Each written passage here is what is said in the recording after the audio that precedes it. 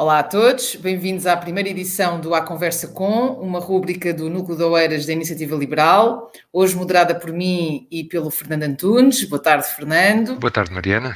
Temos como nosso convidado o Filipe Chartres de Azevedo, economista e estatístico de formação e atualmente empresário dedicado à análise de dados no setor segurador. Boa tarde, Filipe, bem-vindo e obrigada pela tua presença. Boa tarde, Fernando. Boa tarde, Mariana. Vou então começar por fazer a primeira pergunta. E antes de entrarmos em detalhe naquilo que é a proposta da saúde da Iniciativa Liberal, ia-te pedir que nos fizesses um pequeno enquadramento histórico sobre a evolução dos principais modelos de saúde na Europa, até porque temos ouvido nos últimos tempos, e muito por causa da atual situação de pandemia e das crises económicas que têm abalado alguns países europeus, falar nas diferenças entre modelo bismarckiano e beverigiano. E o que eu te pedia era então que nos explicasses um pouco em que é que consistem estes modelos e porque é que a proposta da Iniciativa Liberal assenta no modelo bismarckiano. Existem, de facto, dois grandes tipos de modelos europeus de saúde, o modelo bismarckiano e o modelo beverigiano. São nomes um bocadinho complexos, não vou entrar assim em muitos detalhes, queria só detalhar um pouco quais são as grandes diferenças. Primeiro, vale a pena compreender como é que funciona o sistema de saúde. O sistema de saúde tem três pilares. O utente, ou cidadão, ou trabalhador, ou família, primeiro pilar. Segundo pilar, o financiador. O terceiro pilar, a prestação. O médico e o enfermeiro, a farmácia, enfim, este é o terceiro. O segundo, ele existe para que as famílias não paguem diretamente aos médicos. Porquê é que não se quer que se pague do primeiro para o terceiro rapidamente? Porque não se quer que as pessoas paguem de acordo com o risco. Quer-se que as pessoas paguem a saúde de acordo com as suas possibilidades e não de acordo com o facto de terem um cancro, precisarem de uma operação, ou seja, não se quer que as pessoas paguem de acordo com o risco, pagam de acordo com a disponibilidade. Ou seja, por isso nós, famílias, trabalhadores, cidadãos, estamos aqui, pagamos a um financiador e este financiador paga a prestação. O que é que acontece? Nos sistemas bismarckianos, eles não têm apenas, de uma maneira geral, não há apenas um financiador. Existem vários. Porquê? Historicamente, porque os modelos bismarckianos surgiram no século XIX e surgiram associados às grandes empresas ou através de uma organização por setores. Por exemplo, cá em Portugal, no tempo do Marcelo Caetano, o sistema de saúde começou a ser desenhado dessa forma. Tínhamos a ADSE, é um financiador, que funcionava apenas para os trabalhadores do Estado. Tínhamos o SAMS para os trabalhadores bancários. Tínhamos uma coisa que hoje se chama PTACS, que funciona para os trabalhadores de telecomunicações e creio dos correios também. Tínhamos vários subsetores financiadores que ocupavam como um puzzle todo o universo. Todos os trabalhadores e todas as famílias. Em Portugal nunca se chegou a ter uma cobertura a 100%, mas era estava em expansão. O outro modelo que existe é um modelo que não funciona dessa forma, que é o modelo beverigiano em inglês e que na prática paga por impostos e todo o financiamento, toda esta intermediação com base no risco é garantida apenas por um financiador, que é o Estado. Cada um paga por impostos e tem acesso aos médicos. Depois, a segunda diferença que existe ou seja, nós pagamos ao financiador. No caso, os bismarckianos podemos ter vários. No nosso caso, só existe um. E depois, este um paga ao médico ou aos médicos.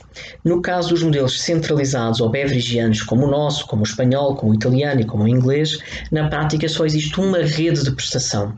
Essa rede de prestação é tipicamente controlada pelo Estado, são trabalhadores públicos.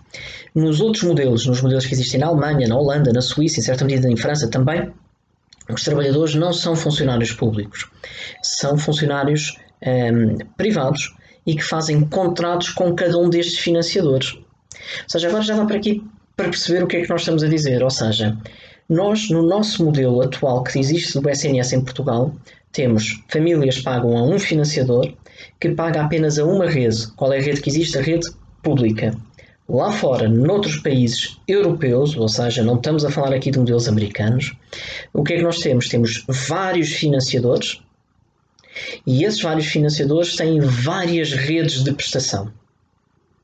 Isso muda tudo de perspectiva. Vocês terão um bocadinho de tempo para falar para isso.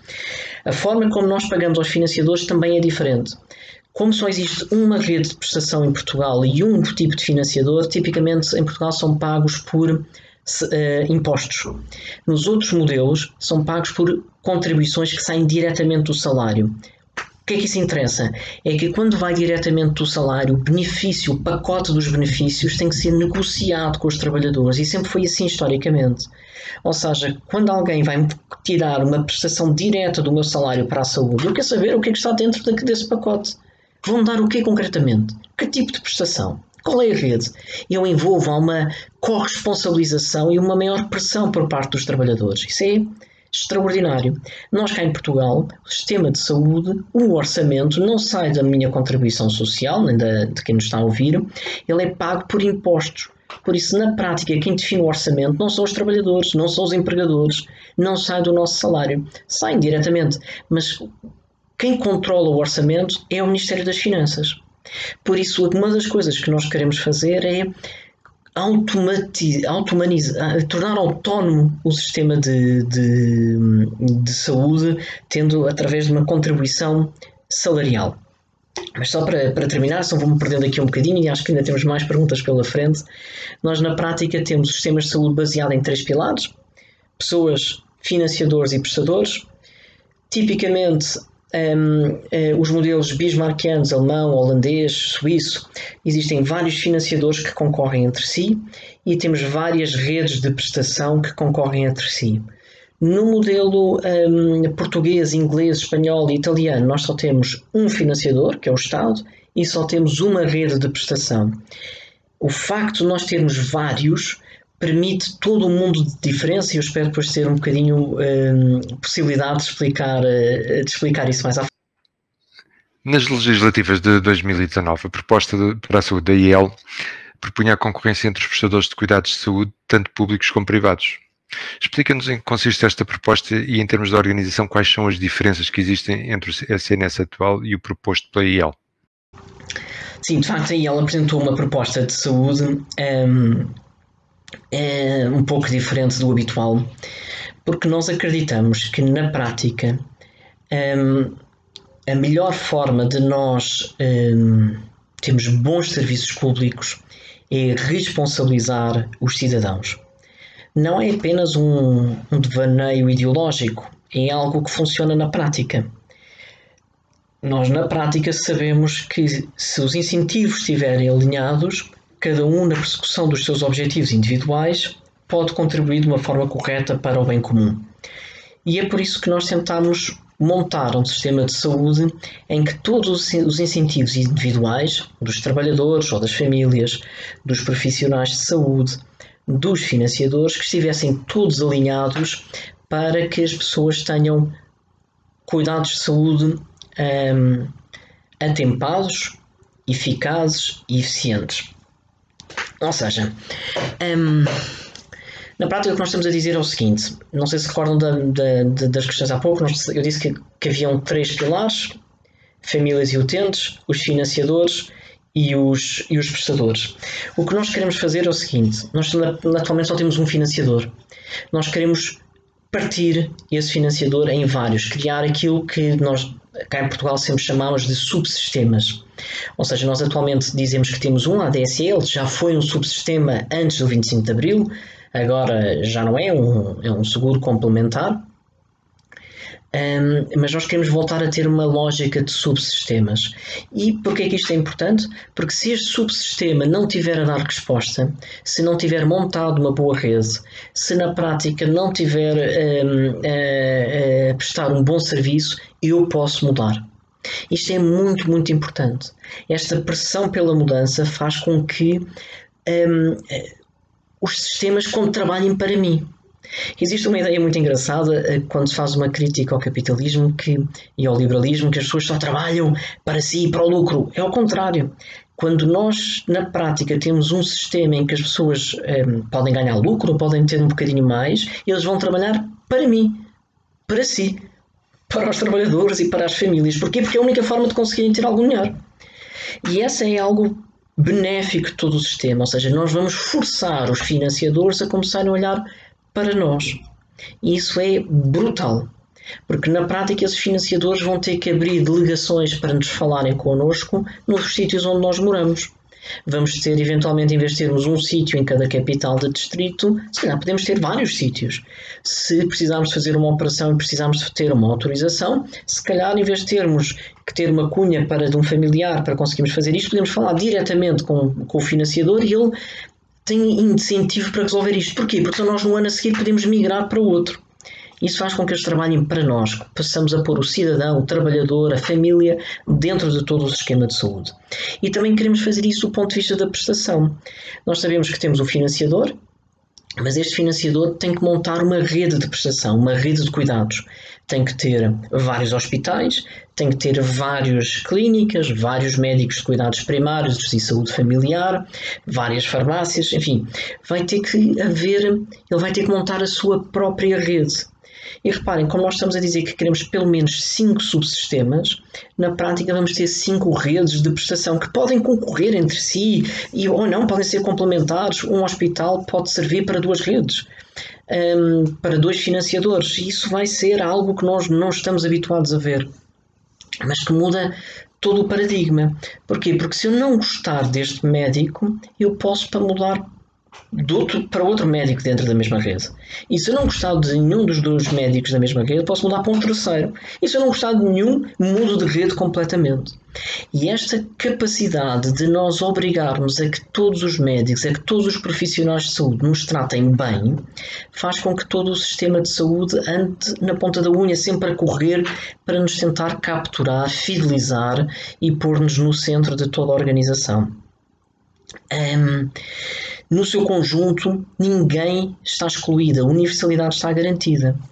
Porquê? Porque a nossa ideia é o seguinte: nós vamos propor que toda a gente escolha uma rede de saúde, se quisesse, um financiador, um subsistema. Ou seja, um subsistema é um financiador, é alguém que paga e intermedia ao risco. E nós vamos fazer o seguinte: se a pessoa não escolher um da sua preferência, um será-lhes alocado. Mas como é que isto tudo funciona? Para isto é muito confuso. Ou seja, nós temos os tais 3 pilares: pessoas, os financiadores e os prestadores. Nós como é que vamos criar vários financiadores? Muito simples. Nós atualmente temos várias direções regionais de saúde. A Direção Regional de Saúde do Norte, a do Alentejo, a do Algarve, a de Lisboa e Vale do Tejo, a do Centro. O que é que nós vamos fazer? Nós vamos pegar em cada uma dessas direções regionais e vamos torná-las autónomas e dizer: olha, vocês agora são um subsistema, são um mini SNS. E agora vocês têm que fazer acordos com todos os hospitais. A Direção-Geral de Saúde do Norte já tem um acordo e já funciona assim, já tem um contrato com o Hospital de Braga, com o Hospital São João do Porto, já tem algum tipo de delegação, por isso estão no mesmo nível de maturidade. A Direção-Geral do Norte com os prestadores do Norte. Então o que nós vamos dizer é: olha, Direção-Geral do Norte, aquilo que ainda não tens tipificado e contratualizado, faz favor de contratualizar. Podes só contratualizar com a rede que tu tens agora, só do setor público, mas se quiseres podes fazer um contrato também com a rede de prestação privada ou social, é-nos indiferente. Primeiro organiza bem a do Norte e vamos dizer para Lisboa e Vale do Tejo fazer a mesma coisa do Algarve, a do Alentejo e a do Centro. Cada um tem que se organizar e acordar a rede que tem. Ao fim de X anos, 2, 3, 4, não consigo precisar agora, vamos dizer o seguinte: ok, Norte, tu agora tens que organizar a tua rede em todo o país. Por isso, vai contratualizar com alguns hospitais no Alentejo ou no Algarve. Porquê? Porque tu agora vão-te ser alocados doentes, utentes, cidadãos, trabalhadores, como se quiser chamar, que podem escolher podem escolher o vosso serviço ou podem migrar para outro. Ou seja, o Norte pensa: bem, a única forma que eu tenho de conseguir maximizar o meu lucro é eu conseguir extravasar a minha fronteira geográfica, por isso vai ter uma tentação de ir para o Sul. Mas o do Algarve vai pensar exatamente a mesma coisa: caramba, porque é que eu vou ficar preso apenas aqui aos algarvios, vou tentar capturar mais utentes no Norte. E então os 2 financiadores vão começar a tentar abarcar todo o país. Como? Vão contratualizando com os hospitais públicos, privados, promovendo a criação de outros, recuperando os hospitais da ordem terceira, ou não faço ideia. Ou seja, na prática, cada um deles tem que encontrar alguma vantagem que faça com que eu e quem nos está a ouvir escolha aquele financiador.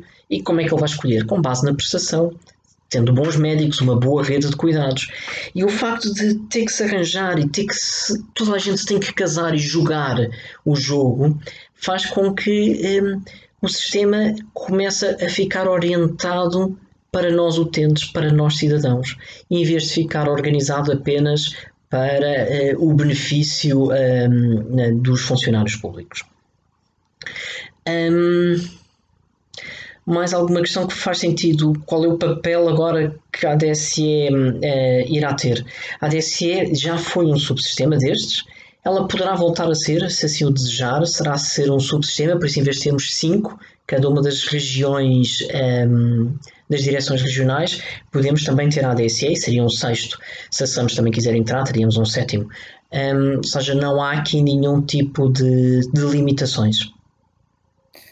Então, e Filipe, como é que se explica que cada vez mais portugueses estejam a recorrer a seguros privados como forma de obterem cuidados de saúde através, neste caso concreto, prestadores de cuidados de saúde privados? Bem, há várias explicações. A primeira é aquela mais escandalosa. Nós, 20% das consultas, ainda antes da pandemia, 20% das cirurgias realizadas em Portugal já eram realizadas fora do tempo. Ou seja, as pessoas já estavam a ter complicações de saúde, muitas vezes a morrer, por falta de cuidados de saúde. 20% é uma barbaridade. E isto estou a falar de cirurgias, mas podíamos com isto colocar consultas de especialidade que não são realizadas, cuidados primários que não são prestados a tempo e horas, e por isso, na prática, alguém que quer ter um cuidado de saúde atempado, não quer ter uma lista de espera, vai procurar um seguro privado que lhe resolva o problema. E ele resolve por duas formas. Resolve porque lhe dá acesso a uma rede, primeira vantagem, e a segunda vantagem é porque faz com que essa rede seja minimamente acessível, porque o seguro contribui com uma parte do valor que a pessoa podia pagar. Isso é brutal. Existe um terceiro motivo, ou seja, além das pessoas não terem dinheiro, não quererem esperar, existe um terceiro motivo pelo qual as pessoas estão a ir para os seguros privados. É que nós, em tempos, antes do 25 de Abril, o sistema de saúde não era único. Ele estava organizado, como referi há pouco, através de subsistemas. E à medida que eles foram acabando e foram se integrando no SNS, algumas grandes empresas ou alguns setores principais de atividade económica quiseram à mesma fornecer um cuidado de saúde diferenciado, como hoje acontece com a ADSE. E por isso migraram aquela oferta especial, transformaram num seguro complementar. A lógica é diferente, reparem. Um subsistema era um mini SNS. Um seguro privado de saúde, como nós hoje temos em Portugal, é complemento ao SNS. Ou seja, é um mini SNS, significa que todos os cuidados de prestação tinham que ser prestados dentro daquela rede, dentro da rede ADSE, ou dentro da rede SAMS, ou da rede daquilo que se estiver a falar. No caso de um seguro complementar, eu posso escolher se quer ir para um ou se quer ir para outro, e tipicamente vou para a prestação privada quando a prestação pública não é capaz de me dar resposta. Por isso, mesmo assim, a lógica é um bocadinho diferente. Mas, seja como for, basicamente, ou seja, esquecendo esta questão de subsistemas e um bocadinho confuso, a razão principal porque as pessoas estão a migrar para seguros privados de saúde é porque o SNS não lhes dá resposta a tempo e horas, não lhes dá acesso e tipicamente é mais caro. Uma das premissas desta proposta era o alargamento de sistemas de seguros de saúde públicos e privados a todos os portugueses. Em que consiste esta medida e como era possível aplicá-la? Nós não estamos a falar de seguros complementares ao SNS. Ponto. Essa nunca foi a nossa preocupação. Nós, quando desenhamos a nossa proposta, nós queremos ter uma proposta em que as pessoas não tivessem listas de espera e tivessem possibilidade de escolha do seu médico. Eu já vos falei das vantagens económicas, mas deixem-me falar também de uma vantagem liberal para os amantes da liberdade. O Código Deontológico dos Médicos indica-nos o seguinte: indica que nós, aliás, que o médico deveria executar o cuidado, deve-nos prestar o cuidado médico que nós também escolheríamos se tivéssemos na mesma posse de informação que tem o médico. Ou seja, se nós fôssemos um médico, nós tivéssemos os mesmos conhecimentos, o mesmo diploma, nós iríamos fazer o mesmo que o médico nos vai fazer a nós. Ou seja, isso não acontece, há uma assimetria de informação, o médico sabe mais do que nós, o farmacêutico sabe mais do que nós, o enfermeiro sabe mais do que nós. Então o que é que o princípio de maior dignidade humana é que nós, então, se alguém que vai escolher por nós, de acordo com estas regras que eu acabei de mencionar, então nós devíamos pelo menos escolher essa pessoa. Se alguém vai decidir em meu nome, para a minha saúde, então ao menos deixem-me ser eu a escolher essa pessoa. E por isso é que nós queremos essa liberdade de escolha de financiador e de prestador. Ou seja, nós não estamos a falar de dar um seguro público e privado, ou seja, isto não é para fazer um pequeno remendo no SNS. Nós queremos reformular o SNS. Ou seja, os atuais seguros de saúde, eles são complementares, eles oferecem uma coisinha extraordinária, que é acesso e rendimento, acesso em rede e acesso monetário, mas nós queremos algo de diferente, ou seja, queremos uma rede liberal e eficiente que não deixe ninguém de fora. Então, e como já foi referido, um dos objetivos da proposta é transformar as ARS e a ADSE em verdadeiros subsistemas de saúde, que conjuntamente passarão a ser financiadores do sistema. Dessa forma, deixaríamos então de ter um sistema único universal. No entanto, a proposta refere também que a universalidade estará assegurada. E a pergunta que eu te faço é como? Um sistema ser universal significa que ninguém é excluído. E no nosso sistema que nós estamos a propor, ninguém é excluído, nem financeiramente, nem por ter uma doença. Ou seja, não há aquilo que nos Estados Unidos é muito vulgar na tentativa que eles estão a ter há décadas de construir um sistema de saúde. Ninguém é excluído com base numa pré-existência. No modelo e na proposta da iniciativa liberal, a universalidade está garantida. Ninguém fica excluído. Ponto. E como é que funciona? Ou seja, na prática, já expliquei há pouco que nós na prática vamos ter 5 subsistemas a concorrer pelo menos entre si. E se eu não gostar do primeiro, posso migrar do segundo, se não gostar do segundo, posso ir para o terceiro, se não gostar do terceiro, posso voltar, ou posso ir para a frente. Enfim, posso escolher qualquer um. Mas se eu não escolher nenhum, um sistema ser-me-á atribuído. Ok? E isso é fundamental. Ou seja, que ninguém fique excluído. E isso é fundamental do nosso lado. Agora a questão toda é que não vamos então ter apenas um sistema. Não. Vamos ter, em vez de ter um sistema único, universal, temos vários subsistemas que em conjunto garantem a universalidade. Mas se todos têm acesso e nem todos contribuem, como por exemplo inativos, desempregados, como se garante a subsistência do sistema? E como é que aí ela enquadra a questão dos escalões em que temos pessoas que pagam de acordo com os seus rendimentos, estando algumas inclusivamente isentas do pagamento de taxas moderadoras quando recorrem ao SNS? Okay, o que é que acontece se alguém não pode pagar o seu sistema de saúde? A pergunta, deixa-me só reformular a pergunta. O que estás a perguntar é se na prática nós queremos que o sistema seja pago, foi a primeira pergunta que se fez inicialmente, através de contribuições que vêm do salário. O que é que acontece se uma pessoa for inativo, desempregado, refugiado, apátrida, o que for? Simples. Se alguém não puder pagar, o Estado pagará por eles. Ponto. Está resolvido. Ok? Seja qual for o vínculo que essa pessoa tem ao nosso país. Ok? Não há dúvida. Agora, deixa-me aqui desenvolver um bocadinho mais a pergunta e a forma de financiamento. Uma das coisas que nós queríamos, e eu expliquei logo no início da nossa conversa entre os modelos bismarckianos e beveridgeanos, era que nós gostávamos que o sistema de saúde fosse pago por contribuições. Porquê? Porque queríamos que o Ministério das Finanças deixasse mandar na saúde. Era muito importante que não houvesse cativações, vetos de gaveta e tudo mais, e que houvesse um controle e uma maior transparência por parte dos trabalhadores e por parte das famílias. E isso consegue-se se na prática for através de contribuições sociais, ou seja, se não vier através de impostos. Porém, se nós quisermos pôr isto através de contribuições de impostos, dá a ideia que nós vamos aumentar a carga fiscal e caramba, isso é de tudo o que nós não queremos fazer.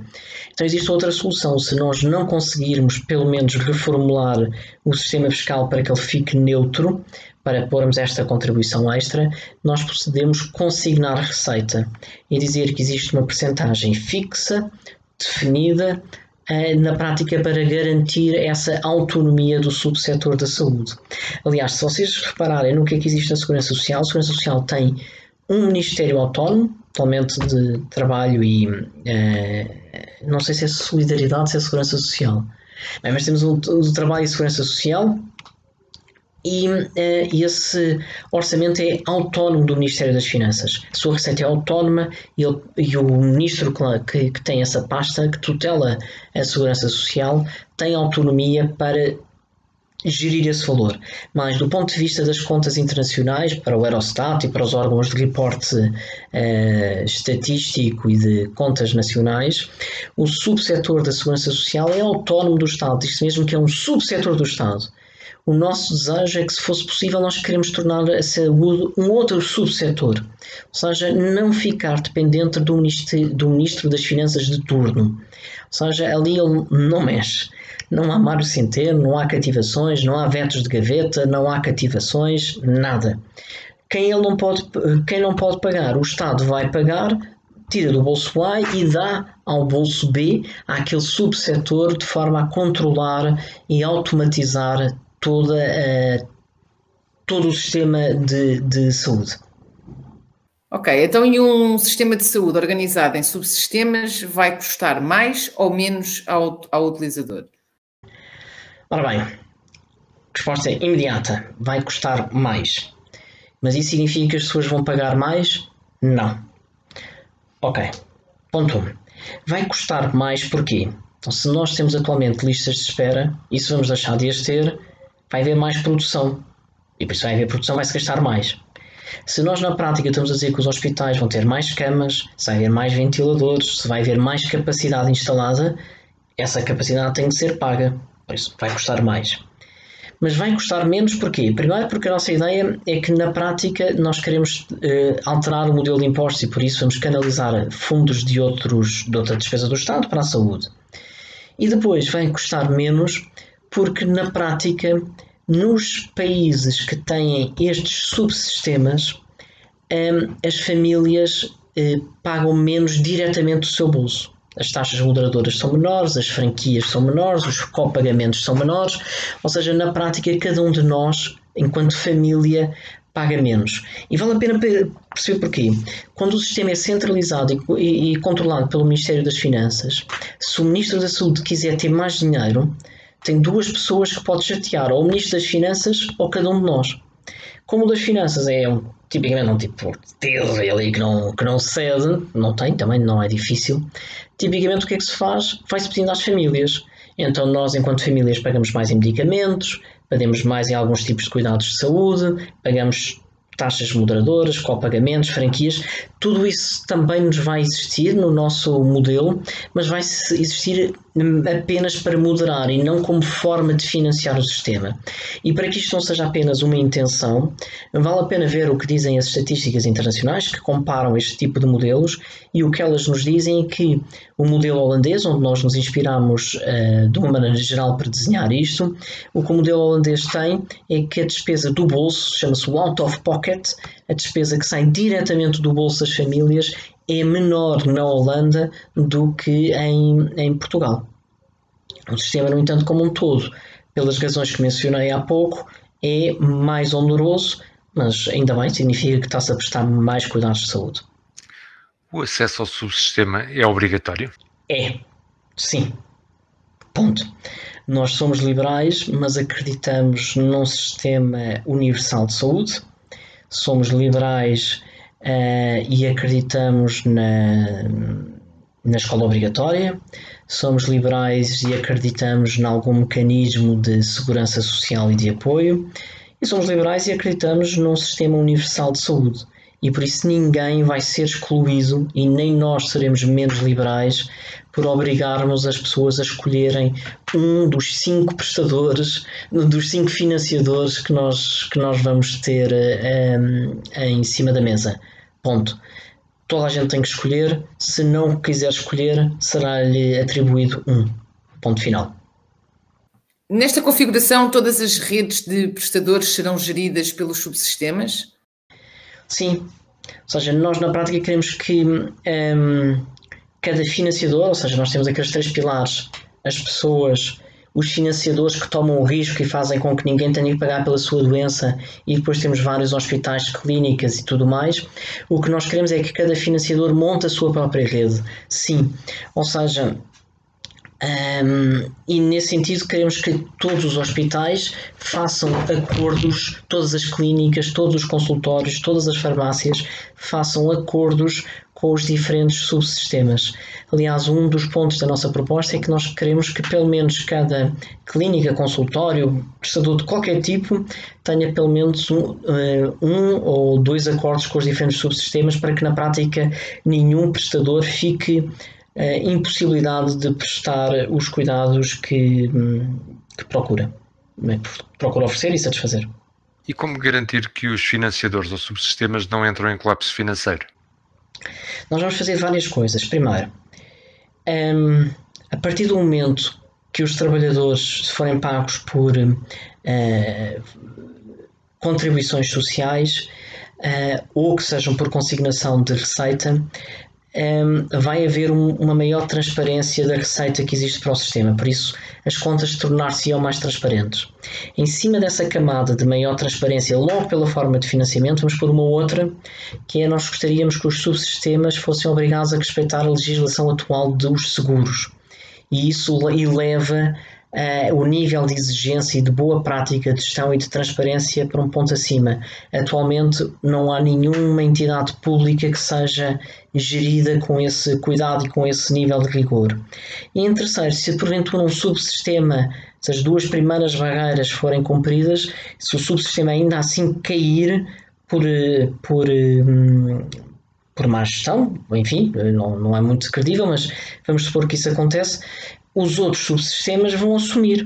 Não sei se recordam, mas nós dissemos logo desde o início que uma pessoa podia escolher o seu subsistema. Ou seja, eu gostava muito de ficar à mesma neste subsistema, mas ele faliu, vou ter que mudar para outro.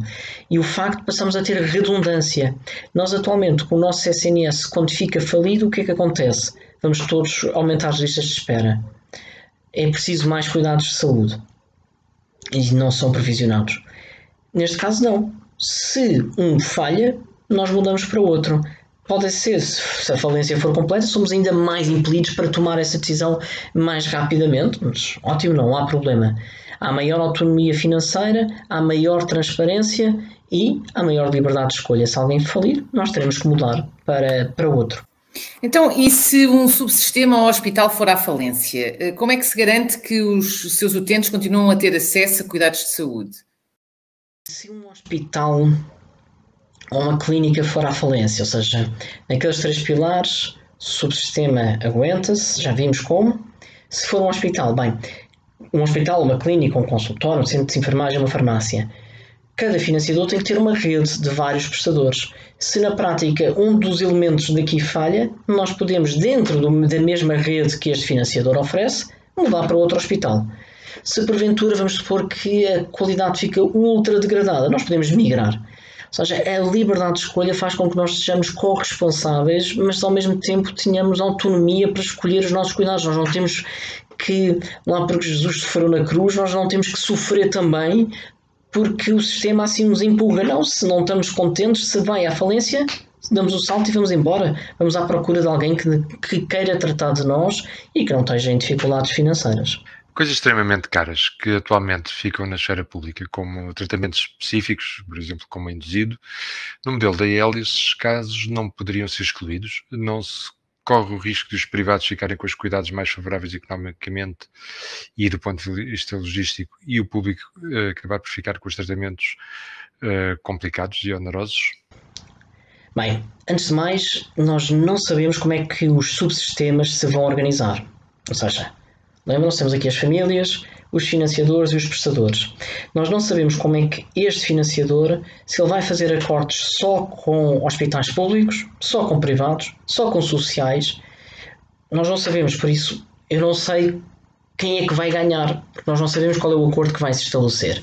Mas, enfim, por isso, essa conversa é tudo, vai ser aquilo que na prática for montado. Mas nós podemos ver e espreitar o que é que acontece nos outros países para nós intuirmos o que é que vai acontecer.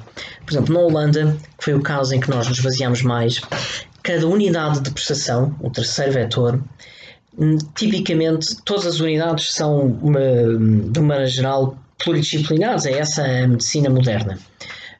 Toda a gente, seja qual for a patologia, de uma maneira geral, sobretudo os grandes centros, os hospitais centrais, têm capacidade de cobrir tudo. Mas à medida que estas redes vão funcionando, os financiadores vão tentar obrigar a que cada prestador seja especialista numa área. Porquê? Porque faz com que o custo seja muito mais baixo e os utentes fiquem muito mais bem tratados. Ou seja, há uma economia de escala e isso é muito, muito bom, porque na prática nós somos mais... quando nós vamos parar a um determinado centro, ele sabe perfeitamente o que é que tem que fazer, fica mais, é mais eficiente. Por isso, na prática, a questão toda é se esses centros de excelência serão públicos, privados ou sociais. Acho que vai depender um bocadinho das doenças, dos diagnósticos que forem feitos e dos acordos em que isso que se forem estabelecendo em cada um dos casos. Consigo imaginar, sem querer aqui dizer nomes, mas não é difícil saber que existe um determinado hospital ou centro público que é muito bom a tratar um determinado tipo de doença e outro que é menos bom e por isso vai tentar encontrar a sua vantagem comparativa noutro tipo de tratamento. De outra forma, o que nós estamos a dizer é o seguinte: como na prática toda a gente tem um enorme benefício por tratar os doentes, cada um vai se especializar naquilo em que faz melhor. E por isso pode ser em processos complexos como em processos simples.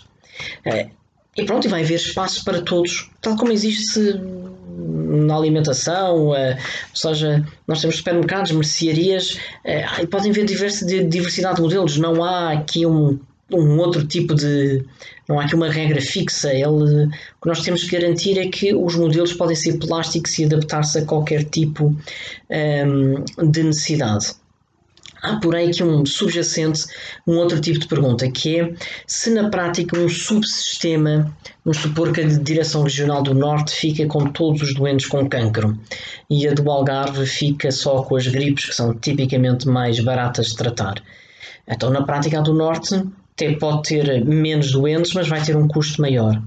Nós aqui, além destes 5 subsistemas, nós estamos aqui a prever uma camada, uma almofada de risco que na prática vai corrigir esse tipo de efeitos e diz, ok, se uma determinada direção regional tem muito mais doentes com muito mais risco, se um subsistema, porque eles vão deixar de ser regionais, se um dos subsistemas toma mais risco, tem doentes mais complicados, vai ser mais bem pago do que os outros. Por isso, todo o sistema está desenhado para que cada um satisfaça o cliente e o cidadão da melhor forma, sem que isso prejudique o vizinho e o tratamento individual de cada um. E estão a propor a fixação de preços, sendo que isso contradiz os princípios liberais por um lado e por outro não poderá também conduzir a situações de distorção ou disfunção do mercado? Não sei se recordam, mas nós dissemos há pouco que havia 3 pilares no sistema de saúde: as famílias, os financiadores e os prestadores. fazem um triângulo, normalmente há um bonecozinho, um triângulo que nos obriga a juntar estes 3 vetores. O que nós estamos a dizer é que as famílias pagam aos financiadores, ao subsistema, pagam um valor proporcional sobre o seu salário, uma taxa, ou se quisermos é uma consignação da receita. E nesse sentido, esse valor é fixo. Há uma fixação de preço, mas é porque nós o quisemos. Nós achamos que a saúde é um bem público e por isso que ninguém pode ser excluído com base no rendimento. Mas nós não deixamos que ninguém se possa auto-excluir. Se alguém disser que não quer ter um sistema de saúde, nós obrigamos a que ele subscreva um. Por isso ele não pode ter nenhum. E nesse sentido é um sistema justo. Porquê? Porque ninguém é excluído, nem ninguém pode ser excluído. E aqui há uma fixação de preço ou de taxa, tal como existe, como nós propomos no IRS. O valor é fixo, ou se quiserem como existe na Segurança Social, existe uma taxa social única, então a gente paga uma determinada percentagem sobre o seu salário. Ótimo. Depois do dinheiro chegar ao financiador, o financiador paga aos médicos, às farmácias, aos hospitais, aos meios complementares de diagnóstica e terapêutica, aos fisioterapeutas, o que quiser, paga a valores de mercado. Ou seja, daqui para aqui existe um imposto ou uma taxa que é proporcional, daqui para aqui existem valores de mercado. E isso é assim que, de uma maneira geral, nós funcionamos na iniciativa liberal. Tudo o que são cuidados públicos, existe um valor proporcional ao salário que nos prende e depois a sua execução é a valores normais de mercado. Não tem nada de novo. Pronto, e foi esta a nossa entrevista com o Filipe Chartres de Azevedo. Filipe, muito obrigada pela tua disponibilidade e por todas as respostas que nos foste dando e que tenho a certeza que elucidaram bastante quem nos esteve a ver. Obrigada também a todos pela vossa presença e até uma próxima. Boa tarde, Filipe. Boa tarde, Fernando. Obrigado, Mariana. Boa tarde também para ti, Mariana, e para ti, Filipe. E até uma próxima. Obrigado, eu. Estou aqui meio acampado. Espero que me tenham conseguido ouvir nas melhores condições. Foi um prazer falar convosco e até breve.